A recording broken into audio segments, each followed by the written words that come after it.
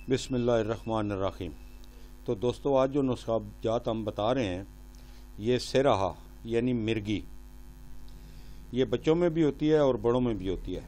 इसमें आदमी अचानक बेहोश होकर गिर जाता है और दिमाग से जिस्म का राब्ता ख़त्म हो जाता है, मुंह से जाग वगैरह आती है और मरीज़ मुर्गे बिस्मल की तरह तड़पता है। तो ये अक्सर ख्याल किया जाता है कि इस मर्ज़ का कोई शाफ़ी इलाज नहीं है, अलबत्ता इसमें कमी की जा सकती है। लेकिन कुछ लोगों का ख्याल है कि इसमें इसका इलाज हो सकता है। तो बहरहाल जो हमारी समझ में आया हम वो नुस्खे आपको बता रहे हैं। असरोफीन 1 कर्स सुबह के वक्त, सुबह और शाम। कर्से अस्तु खुद्दूस, कर्स की मुराद एक टैबलेट होती है, गोली होती है, उसको कर्स कहते हैं। 1 अदद अमरा, शरबत जंजबील 6 ग्राम, जंजबील सुंड को कहते हैं, उसके शरबत बना बनाया आता है। तो पानी में हल करके इस्तेमाल करें सुबह और शाम, यानी करसे असरोफीन 1 अदद, करसे अस्तु खुद्दूस 1 अदद, अमरा शरबत जंजबील दर आब हल करदा। तो रात को अतरफैल ज़मानी 5 ग्राम, अमरा नीम गरम पानी। बाद अज गज़ा यानी दोपहर के खाने के बाद नमक जाली नूस 2 अदद 2 वक्त।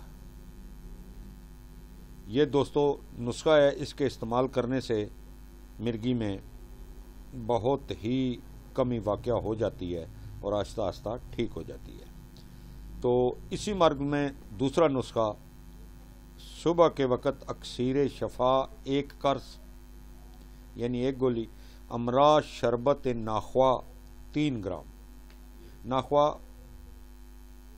3 ग्राम पानी में, नीम गर्म पानी में मिला के सुबह के वक्त इस्तेमाल करें।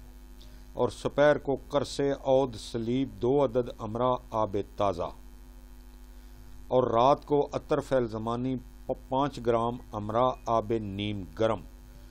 नोट, इस बीमारी में मुनासिब है कि पेट के कीड़ों के ख्याल से करसे कमीला से पेट साफ करके इलाज शुरू किया जाए, या फिर कास्टर ऑयल दूध में मिलाकर इस्तेमाल किया जाए, उससे भी पेट साफ हो जाता है।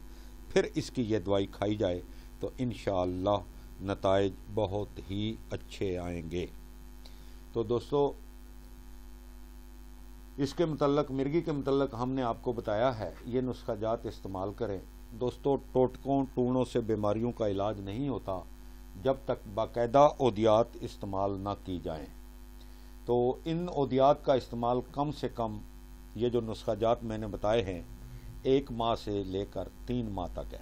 यानी कि अगर 1 माह में 100% फ़र्क पड़ जाता है तो फिर 1 माह ही काफ़ी है। अगर फ़र्क नहीं पड़ता तो दूसरे माह भी दवाई जारी रखे, और अगर फिर भी फ़र्क नहीं पड़ता तो तीसरे माह तक जारी रखे।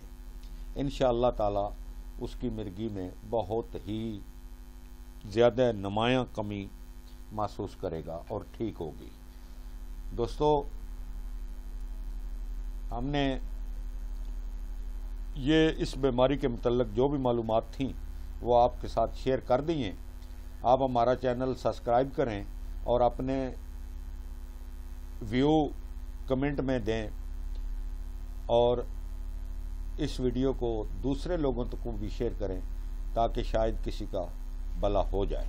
अल्लाह ही शफा देते हैं, और जब मैं बीमार होता हूँ तो मुझे शफा भी देते हैं।